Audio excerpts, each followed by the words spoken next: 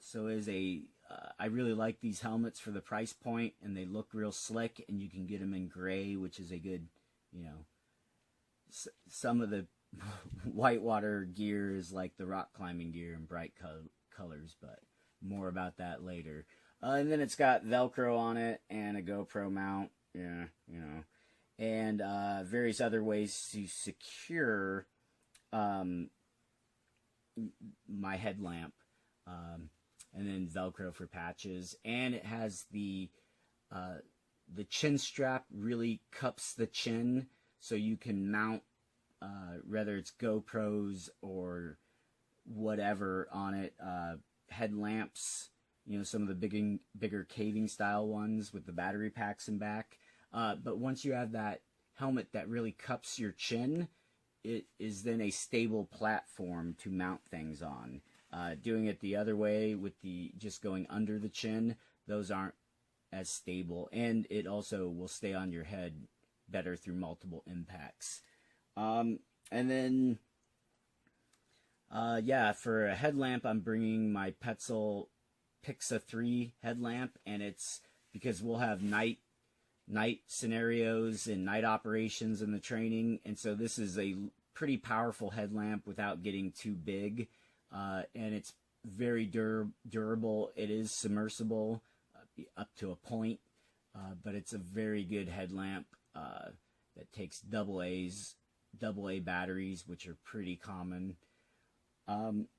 Then I will also be bringing a pair of sunglasses with croquis, because that's always good to have. And then my medical kit, which kind of blends, and again, it's a personal medical kit. We'll have the class medical kit there for the training. So this is a personal medical kit that kind of blends with my toiletries, my toothbrush and soap and all those types of things. And then I usually bring, I have here my Altoid survival kit. It's just a kind of a cheesy way to discipline yourself to stick some basic essentials in an Altoid box. So that's getting into the clothing I'll be taking. Well, first I'm taking a military issue Gore-Tex bivy. It's part of the military module sleep system, the sleeping bag system they use. But this is just the bivy, because India, it's going to be monsoon season, hence kind of one of the reasons I'm bringing the dry suit is, a wetsuit.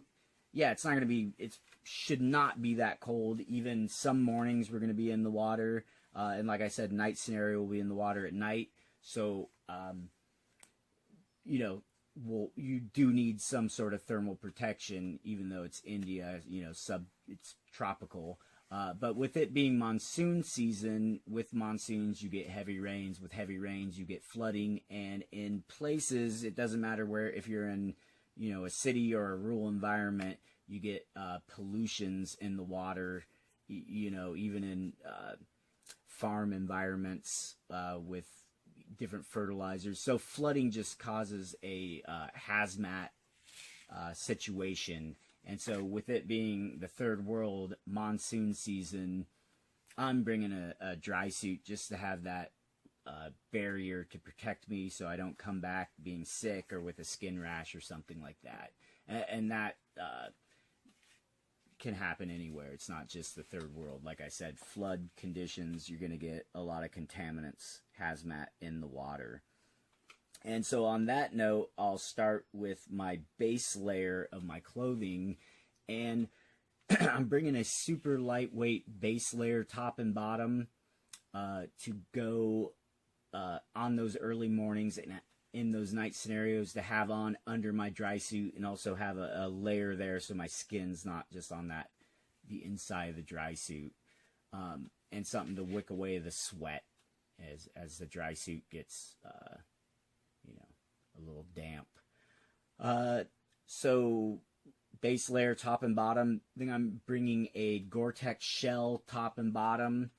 because like I said, it's monsoon season, so I'm going to go ahead and bring the pants, the Gore-Tex shell bottoms, and then a couple of lightweight quick dry shorts, and a couple of collared, long sleeve quick dry, so I can, roll the sleeves down to keep the sun off me. And also everything, all my clothing, and I mean, you want to have quick dry, moisture wicking clothing, because it's going to compact better for packing. It's going to be lighter weight, and it's also going to dry quicker. Because it's training on the river, it's got to dry out and then be thrown in a bag and shuffled across the world. So, but most importantly, that moisture wicking. You don't want to be wearing cotton out there and just having that wetness on your body. It'll keep you cold. It'll cause problems. So, quick dry, moisture wicking clothing is a must, in my opinion, for traveling, and the layer system also. Like I said, even if I go to a cold environment, I'm going to have lightweight long johns, then a pair of lightweight quick dry pants that I can put on over that, and then followed by a Gore-Tex shell, and then long underwear base layer, lightweight, with a shirt on, and then I'm bringing a lightweight hooded sweatshirt that's again has the features to to keep the sun off you, and it's not super thick, and it's moisture wicking, of course. And so if I need to, I can throw all those on and be pretty warm in a environment. And this pays off, because I've been to places where I didn't pack warm enough clothing, so being able to layer on my lighter weight stuff really saved me. But then, of course, when it's hot and sunny, as you expect it'll be, you can just be wearing board shorts and a quick dry shirt, keeping the sun off you. And then a trucker hat that breathes well and keeps the sun off. And then I'll also be bringing my a tactical style baseball cap from Rescue 3, and that's really nice because it's basically, the feature is it's got the where most ball caps have the little button on top. This just has a flat Velcro patch, so if you throw your bag on top of your head to run through the airport, it's not uncomfortable. You don't leave a little dent in your head. So yeah, that's pretty much the gear I will be taking on the trip, and kind of some of my strategies for it. And yeah, I hope this is helpful for you. Oh, one more thing I almost forgot. It is one of my most essential pieces of gear, and I have it with me always. It is an NRS 4-foot cam buckle. And what this is for is if I need to strap my bag onto the top of a tuk-tuk, or a bus, or a train, or a raft.